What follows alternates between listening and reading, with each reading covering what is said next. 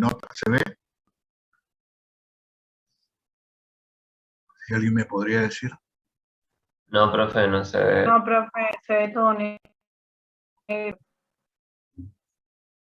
Profe, que tiene que, a la hora de compartir la pantalla, tiene que para compartir toda su pantalla, si no, no se va a ver. Sí.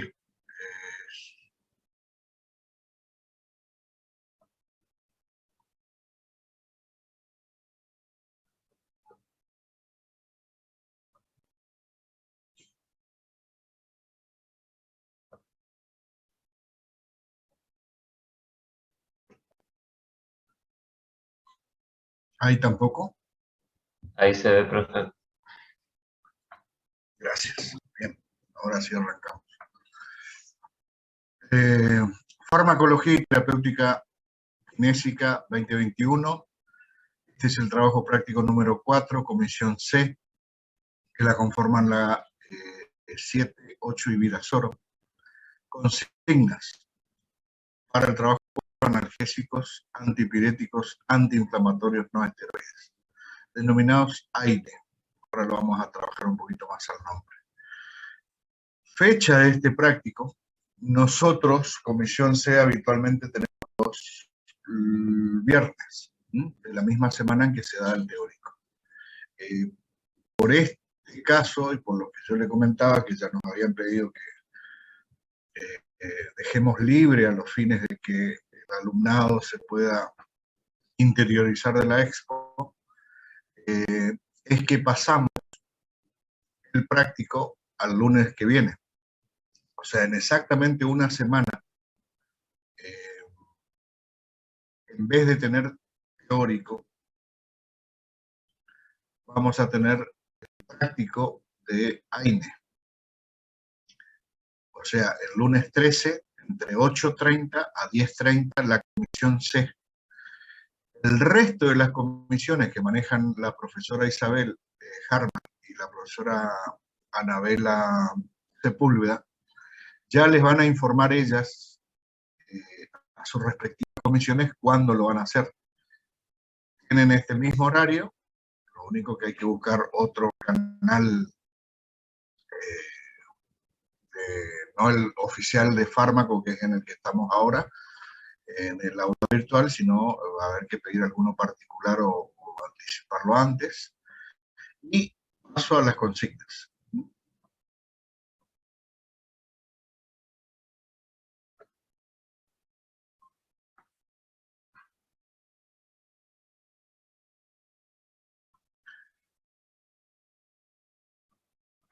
Después de leer atentamente todo el soporte bibliográfico, repasar el PowerPoint y releer la guía de prácticas, nos concentramos en el trabajo práctico número 4 AINE. La modalidad de este práctico será la siguiente. En fecha lunes 13, vía Zoom, que sería este mismo que estamos ahora, en horario de 8:30 a 10:30, previa discusión grupal en cada subcomisión, la 7, la 8 y Virasoro, que también denominamos C1, C2 y C3, presentarán por orden numérico una exposición de no más de 20 minutos cada comisión. Formato PRESI, PPT u otro, el cual entregarán al finalizar este práctico, y al término de cada exposición se abrirá el debate a discusión. Para terminar, al final de la última exposición, posterior a debates y aportes, se expondrán las conclusiones. Distribución de temas por equipo de trabajo. Comisión 7, o C1. Clasificación y prototipos de los AINE, mecanismo de acción, diferencia del mecanismo de acción de aspirina y el resto de los AINE, en qué se diferencia la aspirina, digamos. Diferencia de mecanismo de acción entre COX selectivos y no selectivos, entre COX-1 y COX-2. Eso es para comisión 7. Comisión 8 o C2, vías de administración y farmacocinética de los AINE como grupo, indicaciones terapéuticas de los AINE. Para qué se los utiliza, cuál es su rango. Y la comisión C3, Virasoro, efectos adversos de los AINE, explicación fisiopatológica del daño gastrointestinal y del motivo por el cual los COX selectivos, COX-2, aumentan el riesgo de trombosis. ¿Qué pasa ahí con el tromboxano, etcétera, etcétera? Y por qué se aumenta el riesgo de trombosis. Utilización local de los AINE, uso local de cremas, geles, etcétera, por medios kinesioterapios o agentes físicos. O sea, el AINE tópico, local y el agente físico o la maniobra kinesioterápica, manos o aparatos. Tonoforesis, iontoforesis, electroporación y otros medios.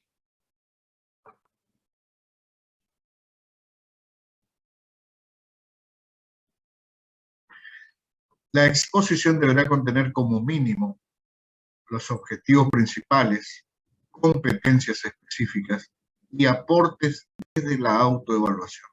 Están bien señalizados porque es justamente como lo dice, autoevaluación, porque lo estudiaron, lo empiezan a exponer, ustedes mismos van a recurrir a la autoevaluación para ver qué grado de aprendizaje están tomando del tema. Referenciado con bibliografía consultada. No necesariamente tiene que ser toda la que le da la cátedra, pueden ampliarla, pueden buscar más cosas. La presentación de los miembros del grupo será realizada al principio y en la exposición, ¿esto por qué?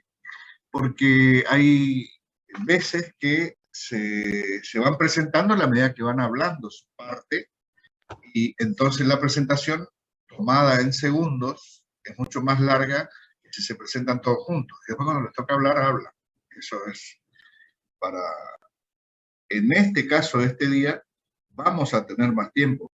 Los viernes, que tenemos normalmente, tenemos el tiempo muy acotado, porque yo a las 17 tengo que seguir con clínica médica, con otro práctico, y por eso es que se me junta. Colocar foto del grupo de trabajo con sus respectivos apellidos, nombres, libreta universitaria. El trabajo se formalizará en formato PDF. La presentación, si tienen problemas para pasarlo en diapositiva de PowerPoint, la presentación de los miembros del grupo será para corrección y evolución.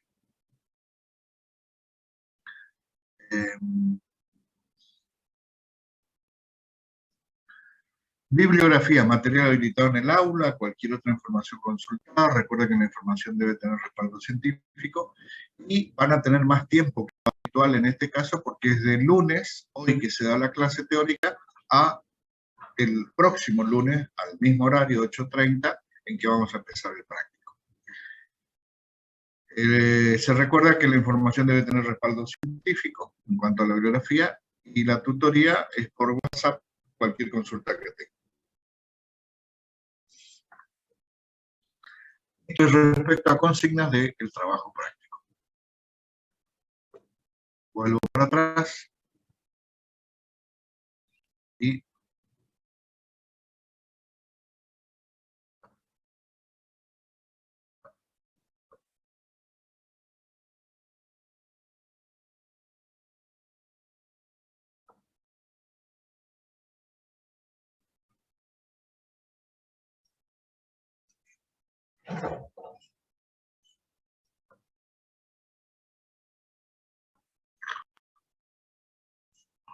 se ve allí ahí está, compartido. ¿Se ve allí la diapositiva? Sí, profe. Bien. Bueno, entonces sí, ahí comenzamos.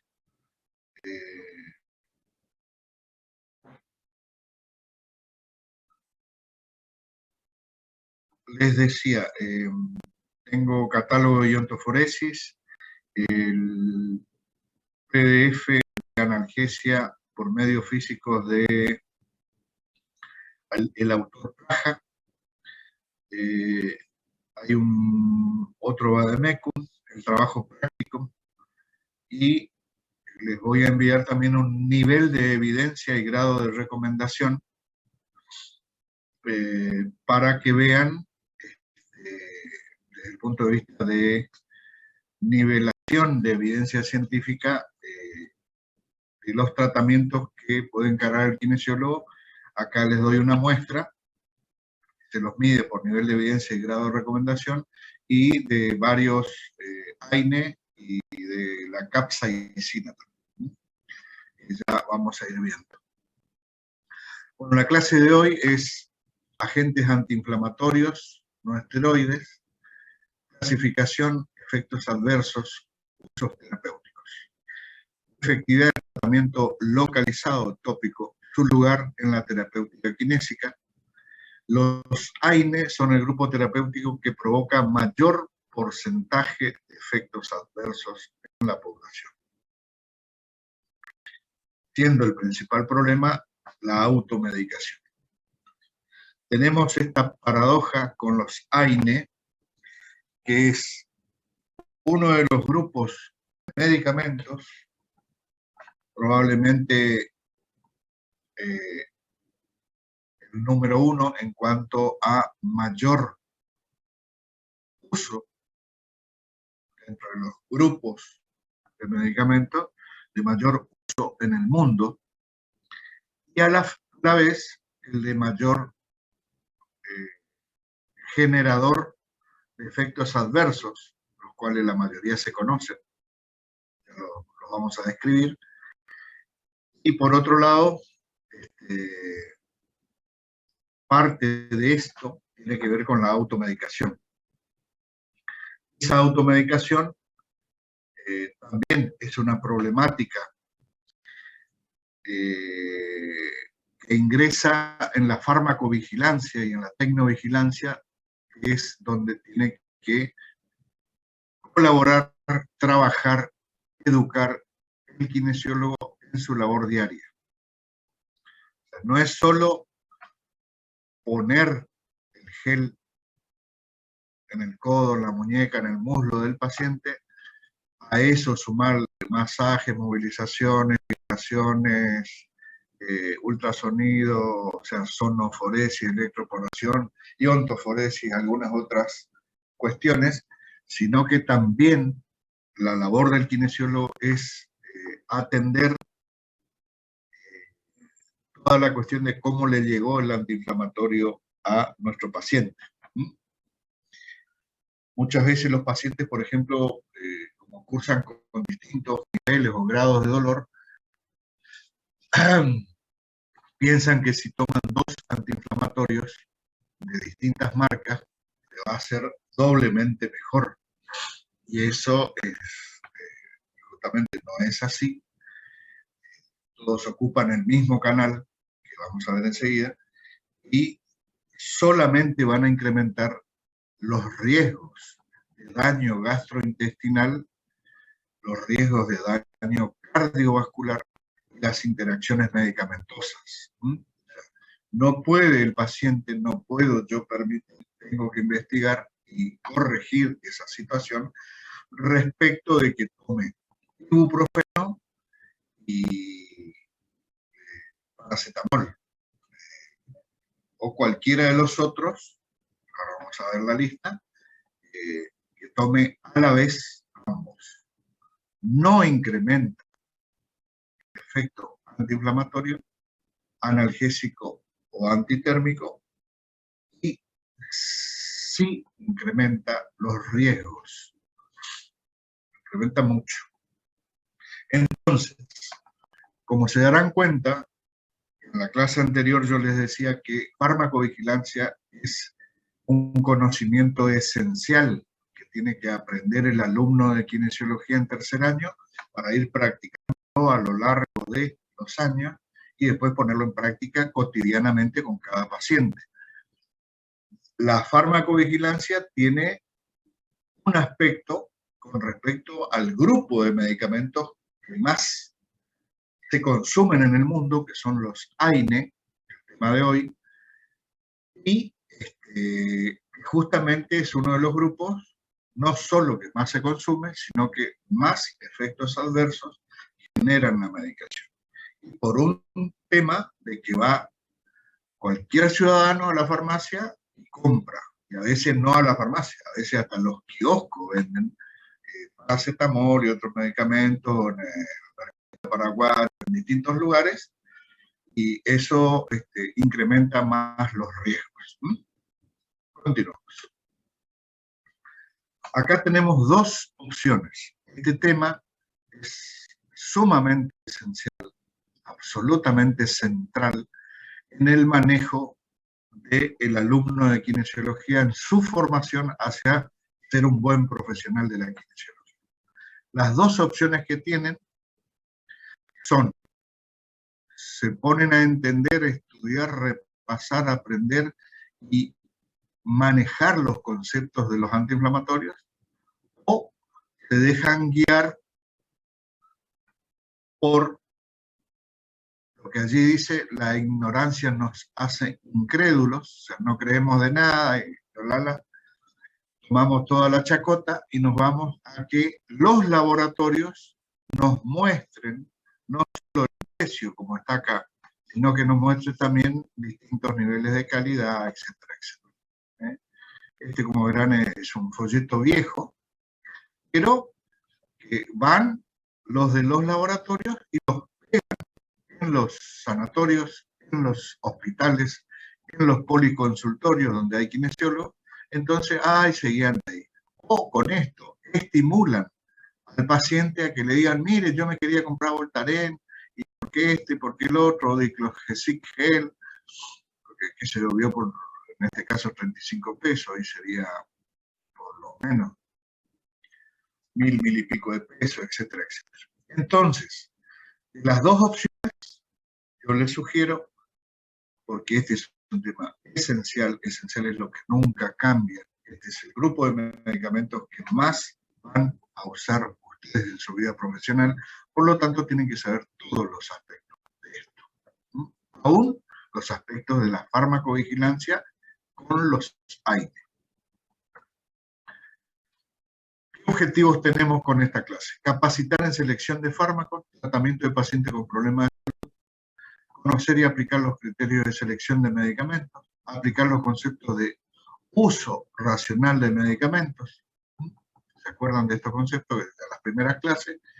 Y seleccionar estrategias terapéuticas. Estrategias terapéuticas se conforman en farmacológicas y no farmacológicas. Para una relación beneficio-costo para las situaciones planteadas. Competencias específicas: describe el papel en terapéutica de diferentes agentes utilizados en situaciones de dolor, fiebre, inflamación, teniendo en cuenta su eficacia y toxicidad. Esto estaba también en ese esquema donde aparece la estrategia terapéutica del aporte. Identifica las principales reacciones adversas, que en este caso son muchas respecto a los antiinflamatorios, conoce los conceptos de efectos farmacológicos, indicaciones de los AINE y contraindicaciones.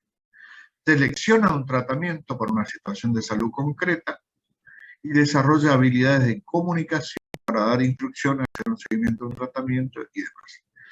¿Qué queremos lograr? Que el alumno de kinesiología, o sea, ustedes, conozca, maneje adecuadamente aquellos fármacos que competen directamente a nuestra especialidad.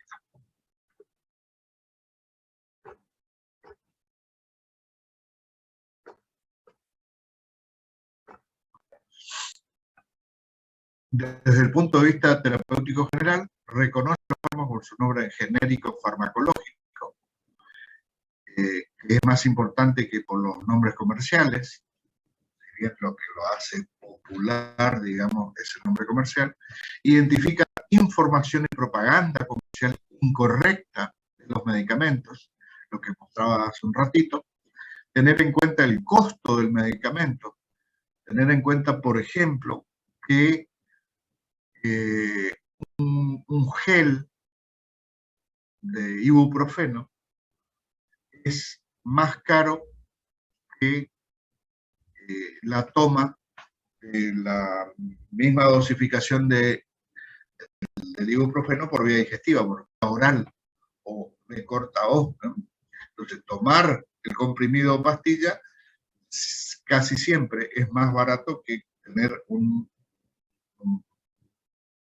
gel, crema o algún otro producto de uso tópico. Lo que pasa es que hay a veces patologías que son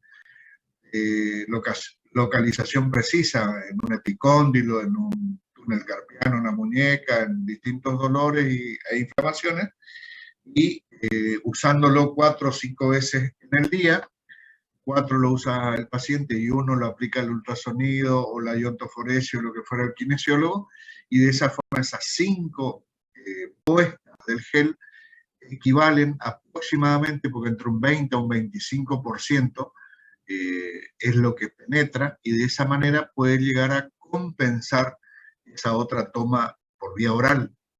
Esto se da en los casos en que tenemos que no podemos abusar de la vía oral porque tiene alguna otra cuestión, dispepsia, sangrado, ardor, úlcera, etcétera, cualquier trastorno digestivo que haga que no pueda consumir o que consuma poco antiinflamatorio vía oral, se puede compensar por 4 a 5 tomas, se puede compensar una toma por 4 o 5 colocaciones en la región en cuanto a los antiinflamatorios. Manejar con solvencia libros de evidencia científica actualizada de farmacología y terapéutica. Reconocer que es imposible realizar una terapéutica racional sin un conocimiento básico, fundamental de farmacología.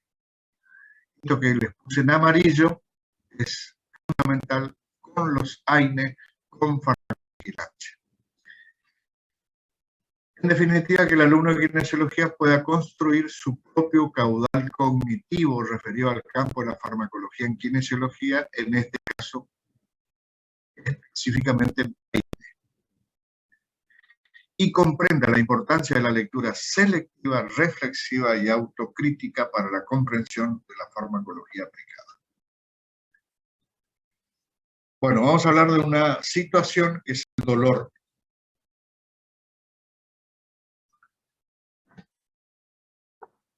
El dolor, todos tienen una idea de que se los da en varias materias, el tema dolor. Es una de las principales, si no la principal causa por el cual el paciente le llega al kinesiólogo, entra en contacto porque ya no soporta más el dolor, porque quiere que le disminuya el dolor. Son menos los casos que el paciente contacta al kinesiólogo por una inflamación crónica, por ejemplo, una inflamación aguda, o por un hematoma, o por una cicatriz. No es que no haya casos, sino que es menor en cuanto a cantidades.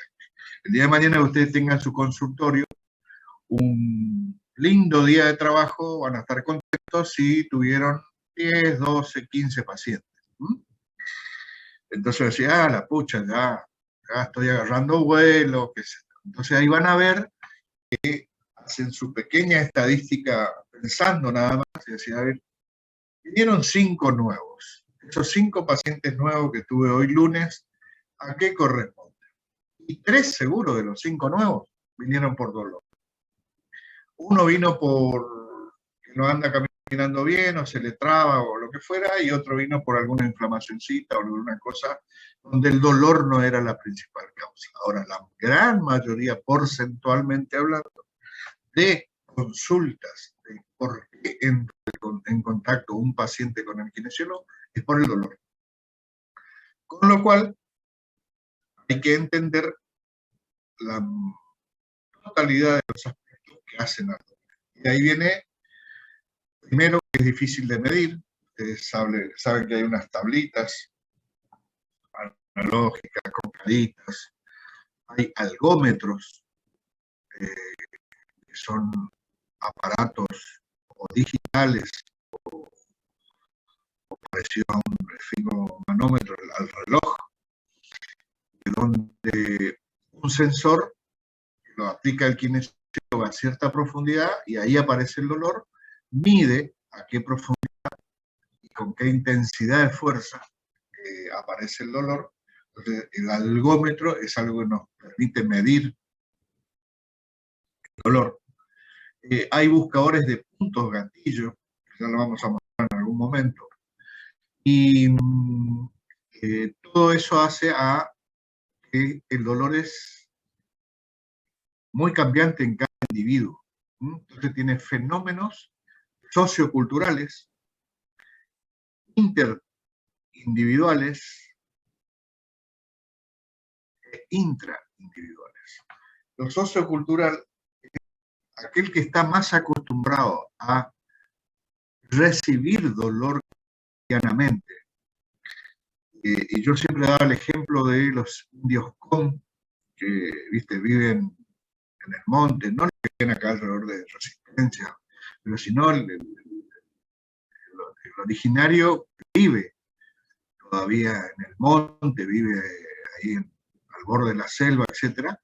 Ellos andan semidescalzos, demás caminando, entonces tienen más contacto con pincharse con una espina, entonces cotidianamente reciben algún impacto de dolor o porque rompieron una rama y se cortó un poquito el dedo, entonces están como acostumbrados. Esto también sucede con deportistas de lo que se denomina el fitness combat. Y ahí está el fitboxing, el aerobox, el everlast, el boxeo, un montón de series de contacto, pero de contacto y lucha. También están los de contacto, como puede ser el básquet, el fútbol. Entonces uno cotidianamente se va acostumbrando de alguna manera a distintos grados de dolor porque chocó un tobillo con una rodilla, el cante, etcétera, etcétera. Bueno, las chicas que juegan al hockey, distintos elementos y demás. Entonces, en base a la experiencia del individuo con uno mismo y la experiencia con el resto del equipo de fútbol, de básquet, hockey, de salto, de lo que fuera, es que uno va construyendo su experiencia y sus respuestas ante el dolor. Como dijimos recién, el síntoma que lleva a la atención de salud es una experiencia asociada a una lesión tisular. Yo siento que me quema, siento que me arde, siento que algo no está bien, o expresada como si ésta existiera. Hay veces que está el dolor psicológico. Es una experiencia subjetiva, por eso es no es fácil de medir, y no siempre está asociado a nocicepción. ¿Qué es nocicepción? Proceso de detectar y transmitir al sistema nervioso central la señal de un estímulo perjudicial. Y acá está el reflejo de la mano. Te apoyo la mano sin querer, toqué algo caliente, puede ser la hornalla, la apagaron, pero voy y la toco sin querer y me quema. Entonces yo hago el reflejo de huida. Eso es gracias al sistema que puso en juego la nocicepción, el proceso de detectar, transmitir al sistema nervioso central y desde ahí la orden, la función de retirar la mano inmediatamente porque se está quemando o porque se pinchó con la espina de una rosa o cosas por el estilo. Nociceptores son los receptores periféricos de dolor. Este es un nivel en el cual van a actuar los hay. Ya vemos enseguida. Nocicepción, proceso de detectar y transmitir al sistema y de ahí recibir que hay una señal que dice, che, algo mal está acá, e inmediatamente genera una respuesta. Son receptores periféricos de dolor. Analgesia es suprimir o disminuir la sensación. Todo aquel que le duela quiere que le deje de doler o por lo menos le duela menos, sea más soportable. Esa soportabilidad se da dentro de un concepto que se denomina analgesia, que es lo que viene a mejorar el dolor. parece como un juego de palabras y demás, pero es importante entender esto para ver después cómo juega el frío, cómo juega la temperatura, cómo juega la vibración, etc. Percepción del dolor. A. Activación de nociceptores. B. Transmisión de la información del dolor al sistema nervioso central y pasaje de la información a centros superiores, con lo cual va a venir una respuesta de funcionalidad, de huida, de retiro, de elevar, de sacar, de lo que fuera. Ese es el mecanismo. ¿Qué es lo que lleva a la consulta? Acá está la definición. Es una experiencia, si se quiere, desagradable de lesión tisular. Principio de la nocicepción, detectar y transmitir. Los nociceptores son receptores periféricos del dolor, y de ahí un concepto de analgesia y la percepción del dolor. Tipos de dolor: el nociceptivo, el neuropático y el psicológico. El nociceptivo es estimulación de terminaciones nerviosas periféricas sensitivas. Se produce por estímulos externos o exógenos. Apoyo la mano en una espina, en algo que me pinche, me lastime, me queme, y entonces viene la respuesta. Eso es gracias a estimulación de receptores que tengo en todo el cuerpo a nivel periférico, me avisan e inmediatamente informan al sistema nervioso central y viene la respuesta. El neuropático, que es uno de los principales que requiere de asistencia kinésica, tiene que ver con alteraciones nerviosas. O sea, el dolor neuropático está generado en la neurona misma, en alguna parte de esa neurona, mielínica o amielínica. Puede deberse a, por ejemplo, una neuropatía diabética, por las degeneraciones, las vainas de mielina, otras alteraciones neurovasculares, microvasculares, que genera la diabetes y que va creando zonas de dolor de manera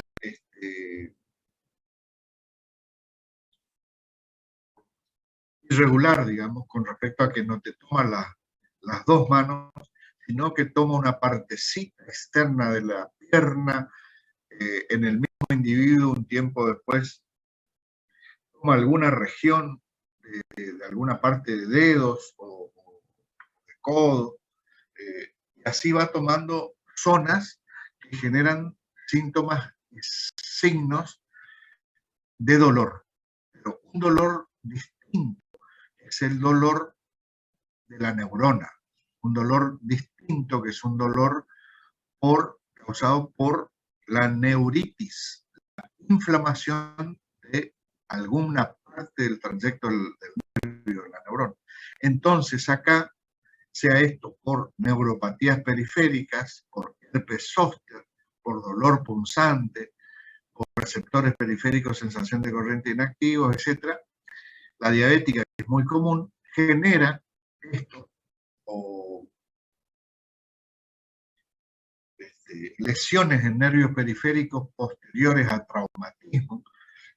Se ven mucho las secuelas de los accidentes de moto, fundamentalmente, o por arma blanca, o por balas, etc. Dejan distintas secuelas. Primero se atienden las vasculares, las que tienen que ver con la vida, pero después quedan las de trastornos de motricidad, sea esto parálisis o paresia, y trastornos neuropáticos por dolor, que ocurren en distintas patologías. Neuropatías periféricas, en neuropatía por herpes zóster, culebrilla, o neuropatías diabéticas, que son bastante comunes. El tercer tipo de dolor es el psicológico, que es de origen desconocido. Entonces tenemos en tipos de dolor nociceptivo, neuropático y psicológico. Mecanismos de acción para la producción de la analgesia. Analgésicos antipiréticos, anestésicos locales, anestésicos generales y opiáceos. Los opiáceos son, digamos, la morfina hacia adelante, los derivados del opio y sintéticos, de acción central, cerebro y médula espinal. Son como un paso por encima, por arriba, dentro del esquema terapéutico de la analgesia. Vamos a ver enseguida dos escalas. Analgésicos antipiréticos van directamente a las terminaciones nociceptivas periféricas, bloqueando la transmisión del estímulo nervioso. Esto que digamos son los más comunes. Sean por vía piel o local, sean por vía oral, sean por inyectables, etcétera, etcétera. Inclusive fíjense que ahora con el tema del COVID se está usando, algunas provincias lo tienen aprobado y otros no, el ibuprofeno por vía de nebulización. Entonces también hay, por supuesto, un efecto, un antiinflamatorio y antipirético, el ibuprofeno, que va directamente al árbol respiratorio. Los anestésicos locales, como ya vimos en anestésicos locales, la lidocaína, la mobivacaína y un montón de otros, se colocan alrededor del nervio, inhiben la transmisión del estímulo. Acá bloquean la transmisión del estímulo, ya lo vemos enseguida por el mecanismo de las COX, y acá inhiben la transmisión del estímulo directamente por difusión pasiva del anestésico local en la zona analgésica. Estas son dos vías muy usadas por el kinesiólogo. Los analgésicos antipiréticos, los AINE, y los anestésicos locales para dolor neuropático nociceptivo, para dolor neuropático y para otros cuadros clínicos que tengan un dolor psicológico que no se sabe y que el kinesiólogo ahí tiene que aplicar junto al médico o al traumatólogo, al kinesiólogo, el kinesiólogo solo, pero tiene que aplicar, por ejemplo, una terapéutica con placebo. Ya lo vamos a tocar. En cambio, el kinesiólogo y la mayoría de los profesionales de la salud no tienen contacto a través de anestésicos generales. La anestesia general normalmente es hecha en un 99% de los casos por anestesistas, o sea, una súper especialidad, ni siquiera por el cirujano, que debe saber también, por supuesto, pero el que lo hace milimétricamente, pues toda cirugía requiere de un anestesista, antes, durante y posterior a la cirugía, y esto está demostrado, digamos, es un área. Y también cuando hay, por ejemplo, una hernia de disco que genera una compresión con un terrible dolor que no deja vivir al individuo, entonces en ese caso hay inyecciones de varios tipos que van directamente a la anestesia de un lugar así muy, muy preciso, ¿no? Y luego los opiáceos, son estos venta bajo receta, y tienen una acción central y en médula espinal, que ya vemos enseguida, pero que digamos está dentro de la lista, pero no es el tema de hoy. Esto es un escalón superior al analgésico antipirético. Los que mayoritariamente utiliza el kinesiólogo son analgésicos antipiréticos y anestésicos locales. Bueno, acá tienen, a nivel de, vamos de abajo hacia arriba, terminaciones periféricas nociceptivas, los analgésicos, AINE, antiinflamatorios, calor, frío, vibración, quietud, movilización, ferulización, vendaje, férulas y vendajes, férulas, vendajes y agua fría o algispray, un spray con un gas refrigerante, toda terapia local y algo de vía oral en las terminaciones periféricas sensitivas. Acá también entra la parte de solución, si es que acá aplicaríamos, por ejemplo, iontoforesis, que lo que se debe hacer es con solución, no en otra forma química de presentación del medicamento. Luego, subiendo ya el nivel a terminaciones periféricas nociceptivas, estarían las fibras sensoriales, que ahí es donde justamente hacen su efecto los anestésicos locales, la lidocaína, el 2 al 4%, etc.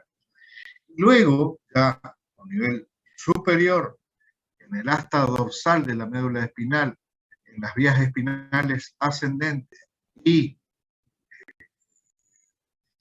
con efecto en el tálamo, en estos lugares, los opioides, los derivados de morfina y los sintéticos, etcétera, etcétera, que ya actúan a un nivel superior.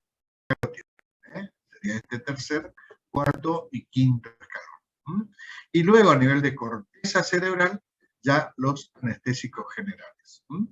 Normalmente el kinesiólogo navega en estos sectores y acá, por ejemplo, ya puede empezar a aplicar a veces terapias de frío, de crío, de ionto con algún otro medicamento. También podemos llegar a ocupar las TENS, los dolores crónicos y demás. Normalmente el kinesiólogo navega en estas regiones, principalmente en las dos primeras. Acá lo comparamos, esto ya lo habíamos mostrado en otra clase, pero acá tenemos los niveles de acción de los principales medios físicos con efectos analgésicos. Acá está el medio físico, acá está la acción, acá ven que aparece efecto placebo, el cortical, TENS, ejercicios, relajación,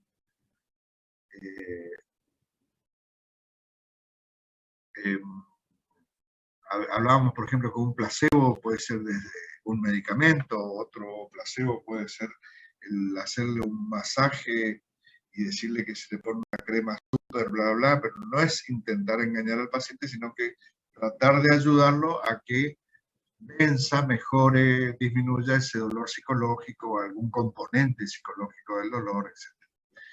Y después a nivel supraespinal, medular, que acá es donde más actúan los opioides, y a un nivel periférico, fíjense todas las cosas que ustedes pueden lograr con estos aparatos, buscando un medio físico manual o de agente físico para reducir un edema, bloquear una fibra, cambiar una permeabilidad, aumentar un efecto antiinflamatorio, etc. Y fíjense que la vibración, el masaje, la manipulación, actúan también a nivel medular, inhibiendo segmentariamente una estimulación selectiva A beta.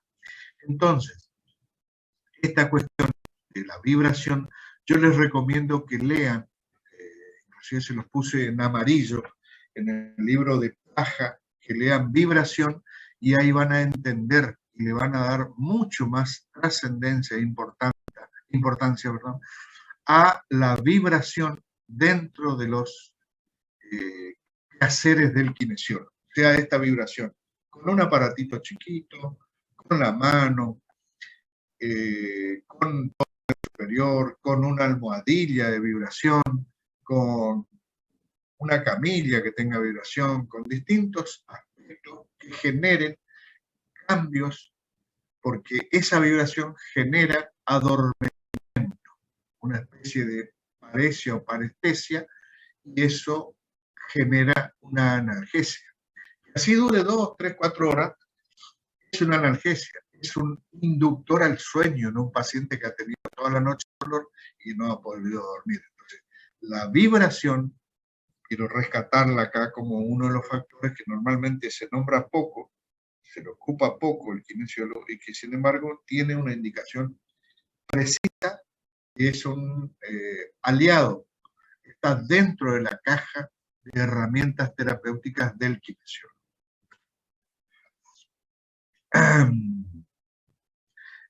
Escalera del dolor de la OMS es una guía para el manejo farmacológico del dolor. Yo cada tanto pongo algún pescadito, algún pececito ahí para una pequeña distracción, y tal vez si a alguno le genera una sonrisa. Algunos no creo que tengan hambre todavía, estarán con el desayuno y el mate, pero ¿viste? No deja de ser simpático y te cambia un poquito de tanta farmacología. Escalera del dolor de la OMS. Tenía 3, después le pusieron 4, ahora 5, y creería yo que va camino a tal vez a 6. Escalones de la escalera. El dolor crónico se comienza con el primer escalón, que es un antiinflamatorio. No es que eso es un AINE. El segundo escalón es un AINE más un opioide débil. El opioide débil sería codeína. Tramadol. Estos dos son muy comunes en la heladera de mucha gente, porque la codeína también es antitusivo. Entonces vieron que alguien de la familia tuvo tos, fue a un médico y el médico le recetó un jarabe para la tos. Hay jarabes, y acá paso a mostrar,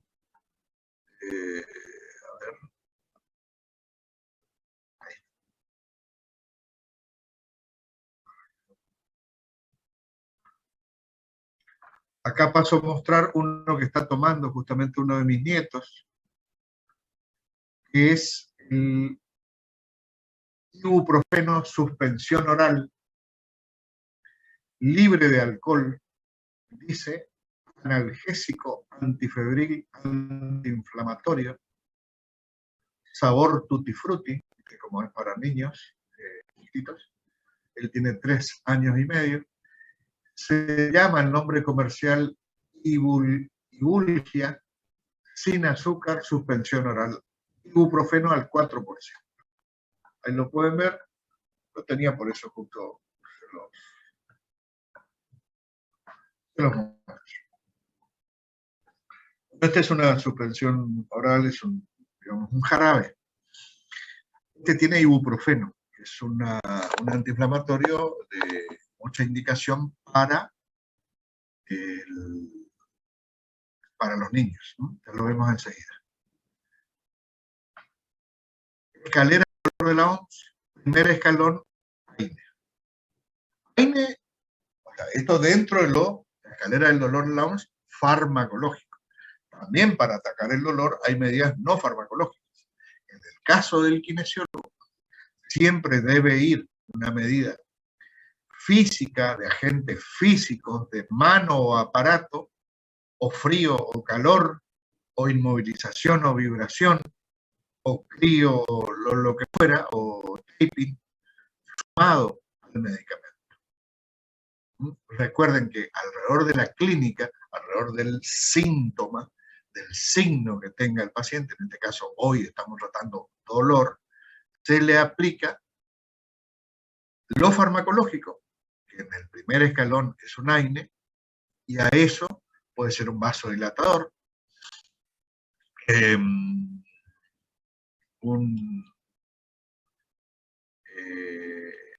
una terapia de frío o de calor, una terapia de inmovilización, una terapia de rodearlo de algún tipo de anestésico local y vendarlo, distintas formas, de acuerdo a cuál sea la patología, si hay una herida o no, etc. Entonces, el primer escalón, el AINE. El segundo escalón Sigue estando el AINE, pero se le suma un opioide débil. El tercer escalón ya es un opioide fuerte, ya entra la morfina, la metadona, la meperidina, el fentanilo, y ya se empiezan a encontrar acá ustedes, desde la codeína y el tramadol en adelante, con drogas, nombres que aparecen en series de Netflix, que aparecen en muchas películas norteamericanas, mexicanas y europeas, el fentanilo, por ejemplo, o que aparecen en las noticias policiales de todos los medios. Entonces, acá justamente son un aspecto muy importante de las toxicomanías y de las adicciones que hay en el mundo, que las vemos en las películas, en las noticias y todo lo demás, y que realmente existen. Si uno piensa, por ejemplo, en la ciudad de Rosario, ya no para hablar de México y la cantidad de decapitados que hay, pero de Rosario, y que este año o el año pasado superó la cantidad de más de un muerto por día en fenómenos violentos relacionados a drogas, a los monos, etcétera, etcétera, se dan cuenta de la dimensión que tienen estos, junto con un montón de otros que hay, etcétera, etcétera. Ahora, el primer escalón, el segundo y el tercero, siempre hay un AINE, que es el tema que estamos dando hoy. Nada más que a ese AINE, en el segundo escalón, se le suma un opioide débil y un opioide fuerte en el caso del tercer escalón. Yo chico esto para que se vea ahí un poquito mejor. Y ahí tienen el esquema de 4 escalones que en su momento tenía la OMS y que ahora, hasta donde yo me actualicé, tiene un quinto escalón. Acá lo pueden ver, lo pueden googlear y buscar actualizadamente. Entonces vamos. Escala analgésica de la OMS, leemos acá. Primer escalón, analgésicos menores, más o menos, y coadyuvantes. En coadyuvantes está vendaje, frío, calor, en cualquiera de sus formas. Si es calor suave, si es frío es de forma intermitente. Cremas, pomadas, ungüentos, vendajes, vibraciones, placebos. Hay muchos coadyuvantes. Y un analgésico, un AINE, de los más comunes, digamos. ¿Con cuál empezaríamos? Y bueno, empezar si se puede con aspirina, empezar con paracetamol, pero luego ya vas cambiando por otro. Segundo escalón, analgésicos menores, coadyuvantes, que ya estaban en el escalón 1, y se les suma opioides débiles, tramadol, codeína. El tercer escalón, a analgésicos menores y coadyuvantes se le suman opiáceos potentes, morfina, fentanilo, etcétera, que ya le mostramos en la anterior.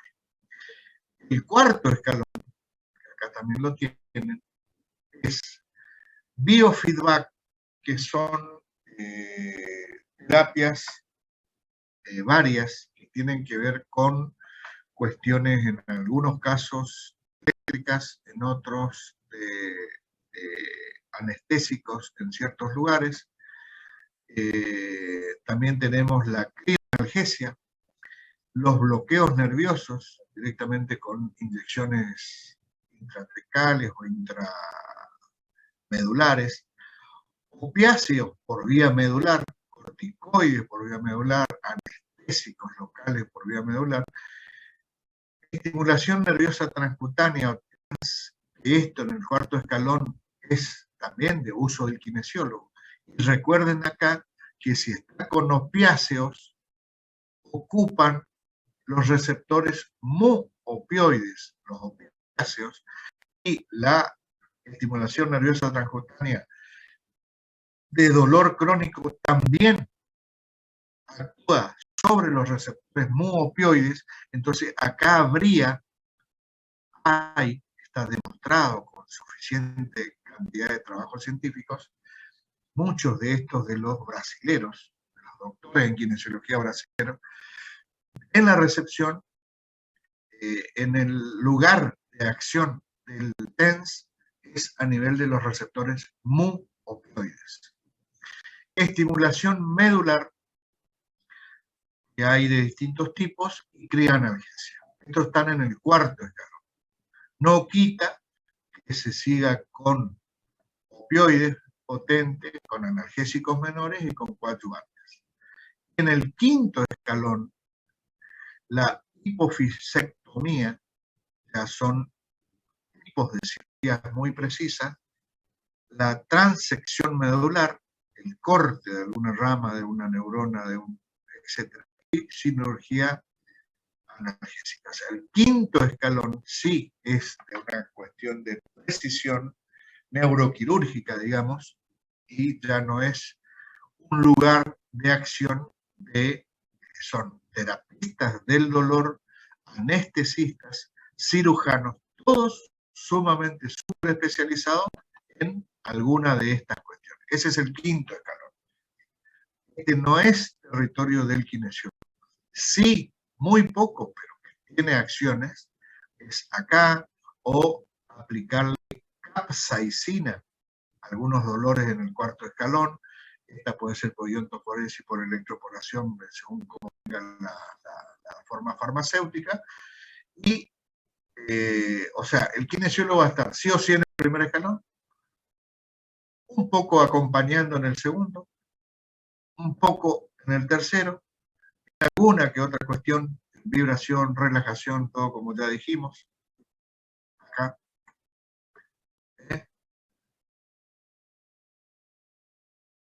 En el supraespinal y medular.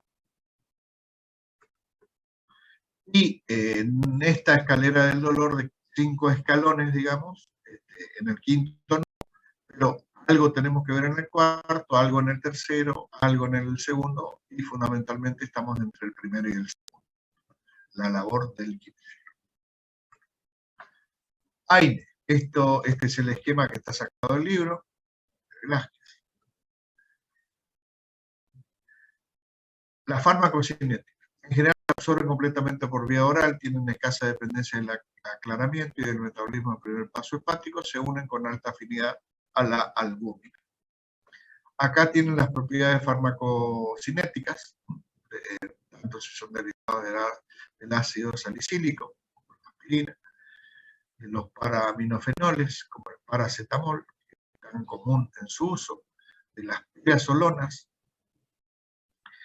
y de los ácidos propiónicos. Ahí estaría el ibuprofeno, como más conocido, el ketoprofeno.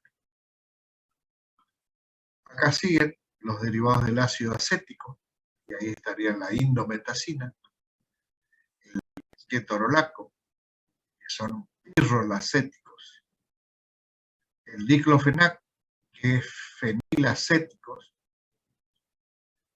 los derivados del ácido enólico, que sería el piroxicam, el más conocido, y los inhibidores selectivos de las COX-2, que son estos nombres que ustedes tienen acá. Eso respecto a la farmacocinética. Ahí tienen un cuadro muy completo. Clasificación de los AINES.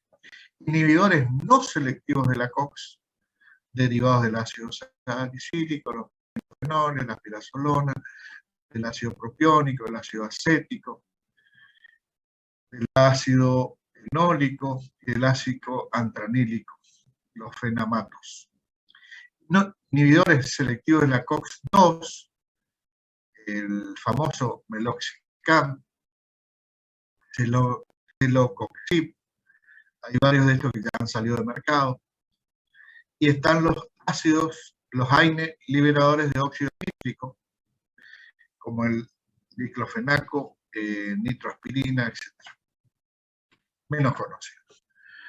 Este es un librito que recomendamos, Formulario Terapéutico Nacional, de la CONRA, Confederación Médica de la República Argentina, que lo saca y lo actualiza permanentemente, y que acaban de encontrar las interacciones medicamentosas. Entonces, en analgésicos no opioides, corticoides antirreumáticos, y en este listado aparecen los analgésicos y antipiréticos, y ahí vos vas buscando y vas encontrando por páginas los distintos, miren, y de ahí van sacando las distintas situaciones de interacción medicamentosa. Aire. Vamos a una definición, digamos, de aire. Un minuto que tomo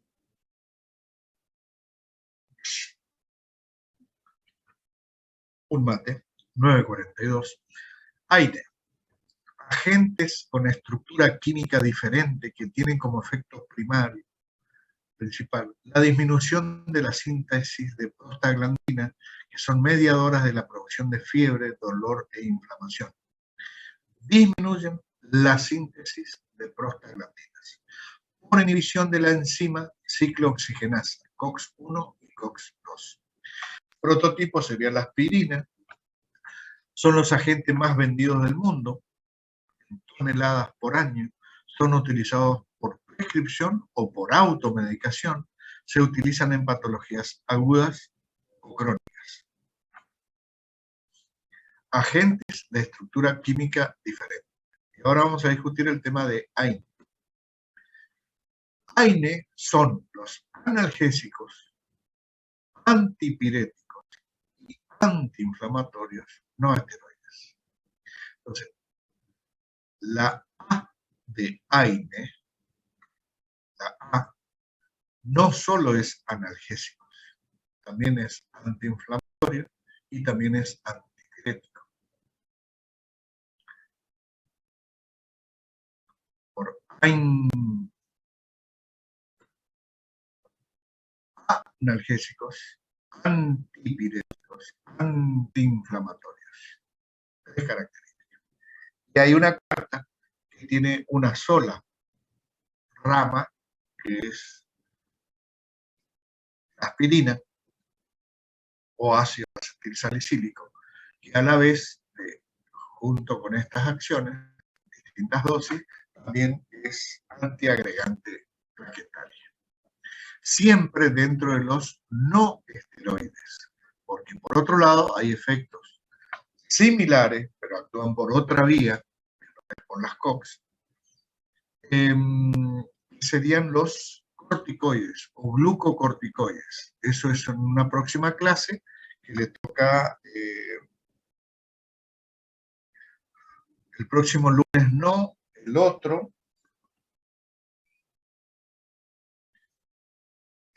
Tenemos el 20, la clase de farmacología del deporte y doping y glucocorticoides que da la profesora Anabela.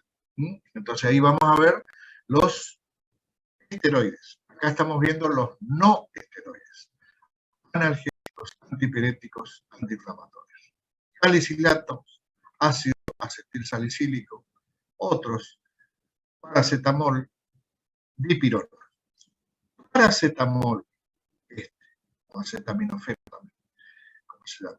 Paracetamol y la dipirona no son AINE, son analgésicos antipiréticos, pero no son antiinflamatorios. Entonces, eso recuérdenlo. Y ninguno es antiagregante plaquetario, salvo la aspirina. Paracetamol y dipirona no son antiinflamatorios. Eso recuerden. Clasificación de los indoles, indometacina, fenamatos trilantranílicos, blufenamato de aluminio, mefenamico, mefenamico, pirrolacético, el ketorolac, que es más común, más conocido, pero no común, y los fenilacéticos, que es el diclofenac, que es de los más conocidos de cada rubro, cada familia. El ibuprofeno en los del ácido propiónico, oxicames, el más común, el piroxicam, los inhibidores selectivos de la COX-2 y el resto de las familias. Mecanismos de acción de los AINE. Esto está sacado directamente del libro. Los AINE bloquean la síntesis de prostaglandinas al inhibir las dos isoformas de la COX, la COX-1 y la COX-2. Los no selectivos son muy eficaces como analgésicos, antipiréticos y antiinflamatorios. Refiere los AINE a analgésicos, antipiréticos y antiinflamatorios. Pero provocan reacciones adversas gastrointestinales, renales, sobre la coagulación. Al bloquear la isoforma COX-1. Los selectivos COX-2 no afectan a la COX-1 y no producen tantas reacciones adversas, pero carecen del efecto antiagregante de la aspirina, por ejemplo, y la experiencia con ellos es escasa.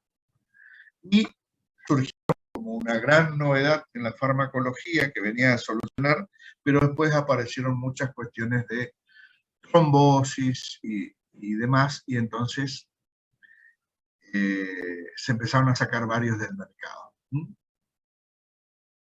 Bueno, acá pongo ciclooxigenasa para recordar, las caritas en COX-1 y COX-2 para recordar, y el paracetamol no es antiinflamatorio.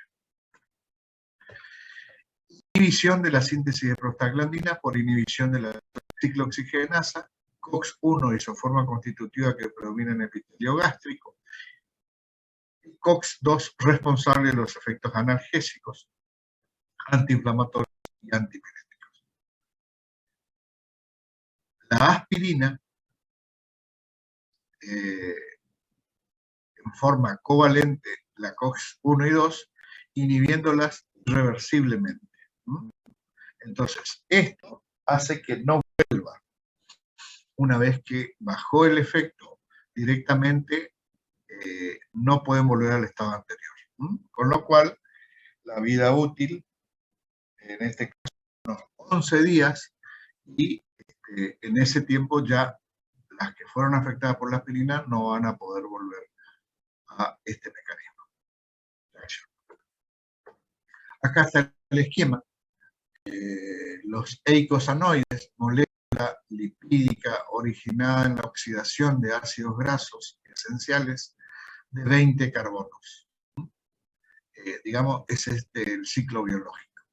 Entonces tenemos analgésicos, antitérmicos, los AINE, y todo el camino que lo repasan acá, hasta que cuando llegamos al tema de las prostaglandinas, es ahí donde esto desata los fenómenos dolorosos, inflamatorios y térmicos, y los tromboxanos tienen que ver justamente en toda la cadena química, el ciclo biológico que se desata hacia la cuestión que tiene luego que ver con la conformación de coágulos. Entonces, esta cuestión también tiene que ver, y esto se nota, se da en las que específicamente actúan a nivel de la COX-2. La inhibición de estas prostaglandinas es lo que busca justamente el efecto AINE antitérmico y analgésico. Inhibición de la COX-2 disminuye la síntesis de prostaglandina a dosis bajas. La mayoría de los antiinflamatorios de los AINE inhiben reversiblemente competitivos, excepto la aspirina, que inhibe irreversiblemente. Entonces, el agente útil como antiagregante plaquetario, la COX plaquetaria para toda la vida. La plaqueta es la que dura 11 días, y una vez que fue afectada irreversiblemente por la aspirina, ya la plaqueta termina, digamos, su vida útil a los 11 días de manera ya irreversible para esta síntesis de prostaglandina. Interfiere con otro proceso no dependiente de prostaglandina, pero ya esto es a alta dosis. Eso también está en el mecanismo de acción. Acciones farmacológicas, analgésicas, antipiréticas, antiinflamatorias, antiagregantes plaquetarias. Y acá viene una cuestión que tiene que ver con los AINE. Me voy un poquito para atrás, porque la discusión a veces se da en AINE, o si es AINES. Ya está incluido el plural en antiinflamatorios, antiagregantes plaquetarios si le ponemos a la aspirina, analgésicos, antiinflamatorios, antitérmicos, y en el caso de la aspirina, antiagregante plaquetario, ya está en plural. Entonces, en cuanto a mi entendimiento desde el punto de vista semántico, no debería ser AINES, porque AINE ya son muchos. O sea, ya está incluido el plural de esta terminología. Recuerden que siempre se busca un apócope, que es como se llama,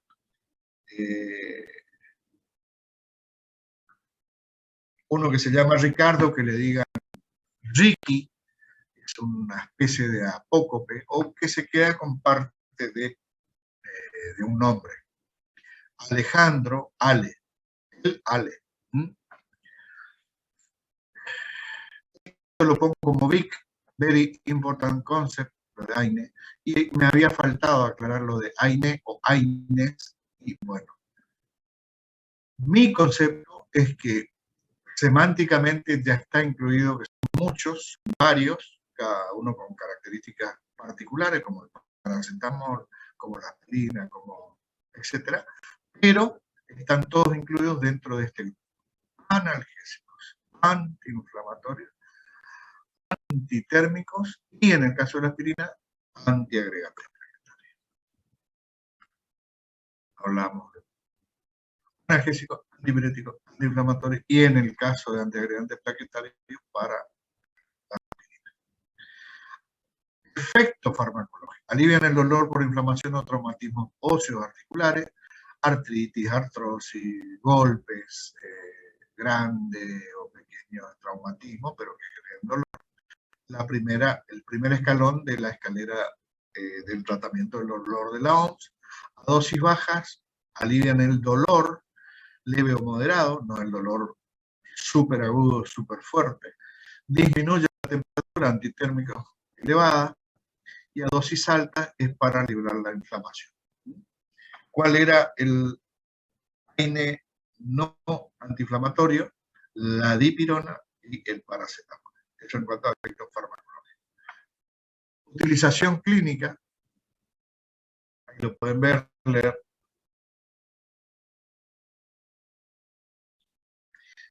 Fíjense este punto, no existen estudios rigurosos que indiquen la superioridad de un AINE frente a otros. La frecuencia de aparición de efectos adversos condiciona su elección. Hay gran variabilidad interindividual e intraindividual. Se han hecho mega estudios en varias universidades de más de 5.000 o 10.000 casos, estudios multicéntricos en Europa, a veces con Canadá, con Estados Unidos, con otros países, en algunos ha intervenido Argentina también, y con tantos casos han estudiado, por ejemplo, el diclofenac, han estudiado el ibuprofeno, y bueno, parecía como que el ibuprofeno le ganaba la carrera, pero después, 1 o 2 años después, terminó el mega estudio, metaanálisis el multicéntrico, ¿no? De diclofenac.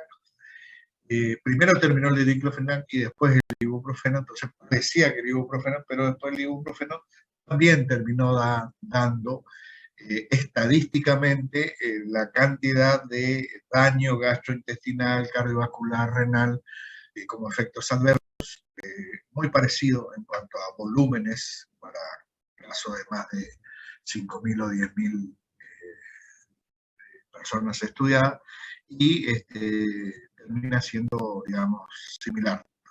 Nada más que en cada caso y para cada cuestión, Este problema se plantea sobre todo en el uso crónico, en las artrosis, en las artritis reumatoides, en las enfermedades que permanentemente y por mucho tiempo van a permanecer con dolor o tienen reagudizaciones. Dolor leve o moderado, eficacia menor que los opioides, morfina y derivados, efectos analgésicos periféricos sin efecto a nivel central. Esto, recuérdenlo, es muy importante. Periférico, no central, lo explicamos lo de los nociceptores al principio. Son particularmente útiles cuando las prostaglandinas sensibilizan los receptores del dolor. Hay estímulos mecánicos, estímulos físicos. Mecánicos y físicos para nosotros más o menos parecido. Acá estarían los térmicos, vibraciones, etcétera, etcétera. No modifican el umbral del dolor y no previenen el dolor provocando prostaglandinas exógenas o ya formadas. Este es el efecto analgésico, leve o moderado. Inhibición de la síntesis y liberación de la prostaglandina a nivel del hipotálamo. Todas las prostaglandinas, excepto las I2, son piretógenas, efectivas para reducir la fiebre, vasodilatación. La aspirina está contraindicada para la fiebre en niños y adultos. ¿Por qué? Este efecto antipirético que se quiere utilizar en niños y hasta adultos de 20 años está contraindicada, está prohibida. Porque puede aparecer el síndrome de Rayet. ¿Qué es el síndrome de Rayet? El síndrome de Rayet es una encefalopatía.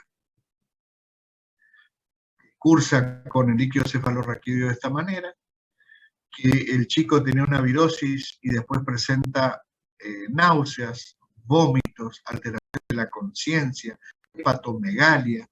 Entonces, una encefalopatía que puede aparecer en el síndrome de Rayet puede desatar la aspirina. Por eso es que está contraindicada, está prohibida en niños y en adultos hasta 20 años.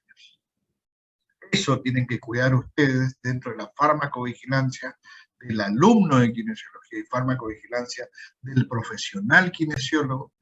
No caer en esto que vos estás atendiendo a un deportista pero tiene un arma, o la mamá te cuenta que le están dando aspirina, entonces no le tiene que dar porque puede desatarse una encefalopatía, que es una cuestión grave, que puede llevar a la muerte.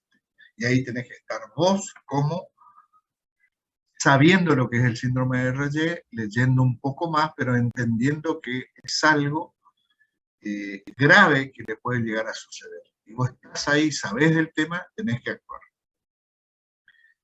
Efecto antiinflamatorio, reduce la prostaglandina y eutacoides, útiles para el tratamiento de trastornos reumáticos, osteoartritis, artritis reumatoide, no modifican la evolución de la enfermedad. Antiagregantes sí, porque es, digamos, un tratamiento sintomatológico. ¿Duele? Hay. ¿Inflamación? Hay. O sea, vos vas actuando pero no cambias la situación. Lo que tiene que hacer muchas veces los dolores crónicos del kinesiólogo es cambiar los aspectos fisiopatológicos. Por eso es que a veces reagudizamos una lesión crónica en un epicóndilo, por ejemplo, en un hombro, en una lesión X de la rodilla o del tobillo.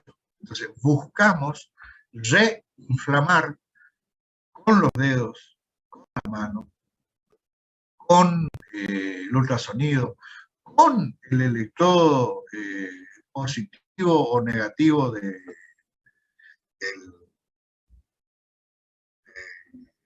la iontoforesis. La carga positiva o negativa que va a estar en cada electrodo tiene efectos hacia abajo, y hacia abajo vos podés producir hiperacidez. Bueno, después ya se ve eso en iontoforesis. Entonces también vos con cargas eléctricas, con cargas y cambios electromagnéticos entre imanes y demás, todo esto van a verlo un poco en los seminarios prácticos. De esa manera vos tenés otras formas que acompañan a lo farmacológico, que también pueden cambiar la acidez de un determinado lugar específico, por ejemplo, de un epicóndilo. Bien, sí, epicóndilo. Antiagregante plaquetario, inhiben la agregación plaquetaria y prolongan el tiempo de sangría por inhibición de la tromboxano A2 en plaquetas. Reacciones adversas del USAID. ¿Se acuerdan que al principio decíamos? Son los medicamentos más consumidos del mundo, o por lo menos uno de los más, y a la vez de los que más reacciones adversas, RAM, efectos adversos provocan. Entonces, los salicilatos causan toxicidad gastrointestinal. A esto, a gastrointestinal, lo van a ver escrito en muchos libros como daño GI, G mayúscula y mayúscula, gastrointestinal, con mucha frecuencia. Ahí te va hablando de cada uno. Por ejemplo, este que se usa y se usaba mucho, tiene trastornos inclusive hasta mentales. Usar en grandes dosis o mucho tiempo la indometacina. Eso lo van a encontrar en ese librito de la compra que les mostré recién. Los COPSIP producen menos efectos gastrointestinales, pero se deben valorar sus probables riesgos cardiovasculares y trombóticos. Efectos adversos, principalmente GI, gastrointestinales, náuseas, vómitos, dispepsia, hematemesis, melena. Ay, yo no sé lo que es hematemesis, ¿es sangre roja o sangre oscura? Sangre oxigenada, no oxigenada, desoxigenada, bueno, todo eso que tienen que buscar dentro de la sintomatología. Dispepsia, bueno, ahí está. Uso prolongado, gastritis, úlceras gástricas, otras disfunciones hepáticas, renales, digestivas. Evitar combinaciones, esto lo dije al principio, de AINES, fíjense acá, el arrastre, lo que hoy yo les decía, después la vamos a borrar, AINES entre sí, interacciones o efectos tóxicos. La suma de dos antiinflamatorios no genera más efecto antiinflamatorio, analgésico, antitérmico. Solamente incrementa los riesgos gastrointestinales, renales, hepáticos y cardiovasculares. Hay interacción medicamentosa con los antihipertensivos, diuréticos, la angiotensina. Dosis bajas de paracetamol pueden ser seguras en el embarazo, los otros no, en segundo y tercer trimestre, por efecto en el feto, como por ejemplo cierre temprano del ductus. O sea, puede haber hasta trastornos embriológicos cardiovasculares por el uso de, en cierta etapa de gestación, del uso de antiinflamatorios. Bueno, acá tenemos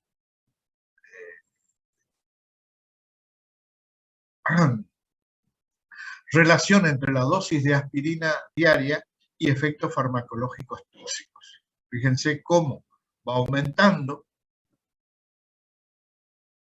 Entonces, si vos tomás, o un paciente toma una dosis de aspirina diaria como antiagregante, la evidencia científica nos muestra que ya entre 80 y 100 miligramos ya tiene efecto antiagregante. Para tener un efecto analgésico y antipirético, ya se requiere entre 600 y 900 miligramos. Analgésico, antipirético.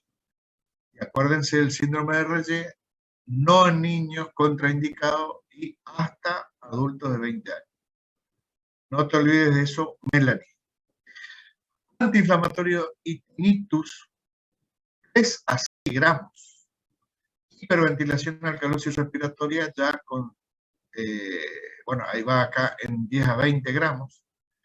Fiebre, deshidratación y shock, coma, insuficiencia respiratoria ya con 20 a 30 gramos. Esto es, por ejemplo, alguien que intentó terminar con su vida o con algún momento de dolor desesperado y se tomó todo. Y entonces en este tipo de intoxicación puede aparecer esto. Normalmente, pues cambiar el color, lo hemos puesto que estas dosis diarias es para lograr el efecto antiinflamatorio, que requiere una dosis mayor, el el antipirético y antiagregado dosis menor. En niños y adolescentes con fiebre provocada por infecciones víricas, el uso de aspirina se ha relacionado con el desarrollo del síndrome de Reye, una encefalopatía aguda que provoca degeneración grasa del hígado y disfunciones mitocondriales. Acá tienen otro esquemita de la intoxicación. Interacciones de los AINE son muchas, entonces acá los tienen con alcohol, con analgésicos, con anticoagulantes, con antiácidos que tengan aluminio, con antagonistas del calcio, con componentes de oro que muchas veces las patologías crónicas como la artritis reumatoide suelen tomar, con corticoides, etc. Ahí pueden, fíjense, ulceraciones, hemorragias. Mecanismo complejo. Al ser ácidos débiles, penetran en la célula de la mucosa gástrica, se ionizan y originan edema y hemorragia, facilitando la lesión de la célula parietal y la protección del moco. En general, es más importante, se relaciona con la inhibición de la COX, relacionada con la concentración plasmática, síntesis de prostaglandina, deteriora el mecanismo citoprotector gástrico. No solo que ayuda a calmar el dolor, analgésico, sino que a la vez deteriora el mecanismo citoprotector gástrico. Y por eso va llevando despacito a la úlcera, a la ulceración, al daño, al sangrado, etc. Dolor. Este es el mecanismo de lesión producido por los AINE, gastrointestinal. Gastroprotección, y ahí aparece el tromboxano A2 de las plaquetas, produce agregación plaquetaria, vasoconstricción y proliferación vascular. La disminución en la síntesis de prostaglandina I2 podría elevar la presión arterial, acelerar la aterogénesis y predisponer a los pacientes tratados con conducir a una respuesta trombótica exagerada ante la ruptura de una placa aterosclerótica. Esto ya fue descrito en 2004 en este trabajo. Y produce esto, que es vista, esta es una vista endoscópica del antes y después de la aspirina. La aspirina causa daño a la mucosa, que es lo que recién decíamos. Bueno, ven otro, miren este. En el ISUNE, la obra social que tenemos los profesores de la UNE, se hizo un estudio en el 2005 sobre 15.000 afiliados consumían 200 kilos de aspirina que compraban a través de la obra social. Este dato, que hoy actualizado, sin ninguna duda puede ser mayor, así que es para tener en cuenta. Daños de ulceración vistos endoscópicamente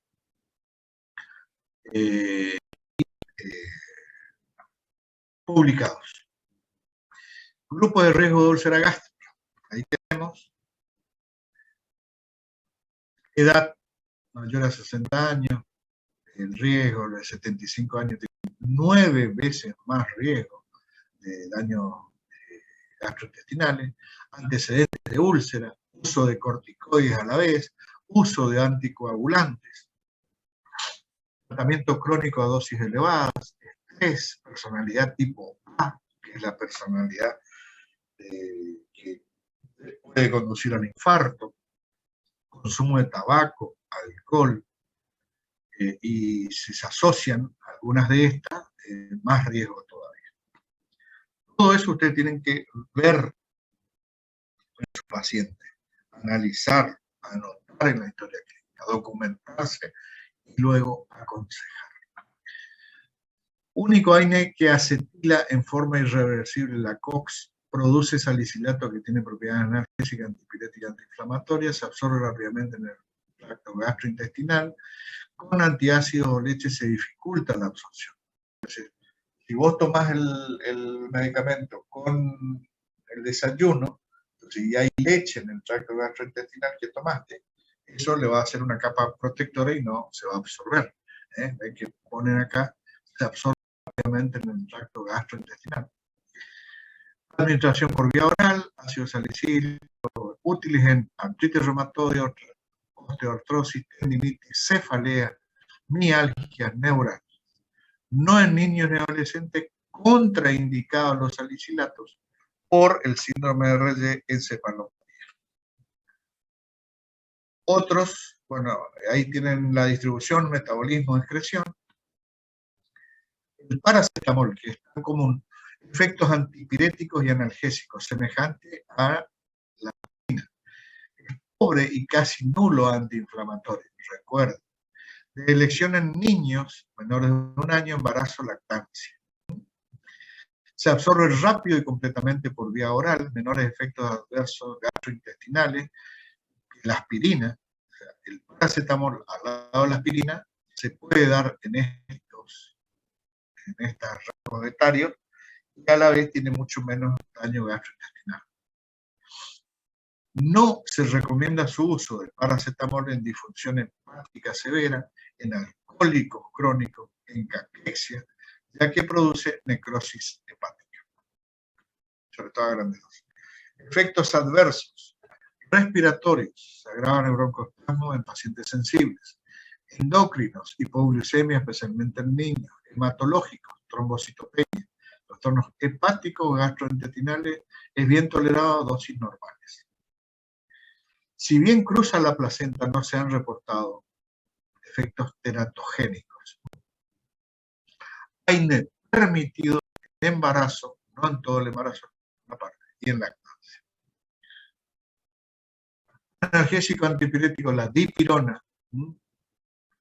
Ojo, guarda con la dipirona, también están muchas heladeras, porque hay una cosa especial con la dipirona, tampoco es gran antiinflamatoria como el paracetamol, pero es la única que salva cuando el chiquito está con fiebre y ya lo bañaste en el agua normal, no hay que bañarlo en el agua fría, en el agua normal de la ducha, y aunque sea en invierno y no le pasa la fiebre, entonces con la dipirona le das dipirona y solucionaste el problema. Pero en el uso, recuerden que hay varios países, Estados Unidos, España, por ejemplo, que recuerdo ahora, que no se puede usar, no se vende la dipirona, está prohibida por sus efectos adversos. Analgésico antipirético y pobre o nulo por antiinflamatorio se puede administrar por vía parenteral en los pacientes que no toleran la vía oral. Se utiliza para el dolor agudo traumático o de otro origen, no de primera línea, debido al riesgo de efectos adversos graves como la agranulocitosis o anemia aplastica. Se reserva para fiebre severa o no controlada. Recuerden, esta es prácticamente la única indicación para la dipirona, por lo menos en Argentina, fiebre severa o fiebre no controlada por otras medidas, o le va poniendo baño frío, le da el antiinflamatorio, el que se puede, bla, y después no calma la fiebre, a veces por una otitis, por alguna cuestión vírica, y en definitiva lo bañás. Recuerden, el baño no es con agua helada, sino con agua natural de la canilla, por periodos de tiempo. Si no, dipirona hasta que le calme la fiebre, y después se suspende. En algunos países fue retirada del mercado por sus efectos adversos. Ahí está. Agranulocitosis, anemia aplástica. Ibuprofeno, que le mostré hace un ratito acá.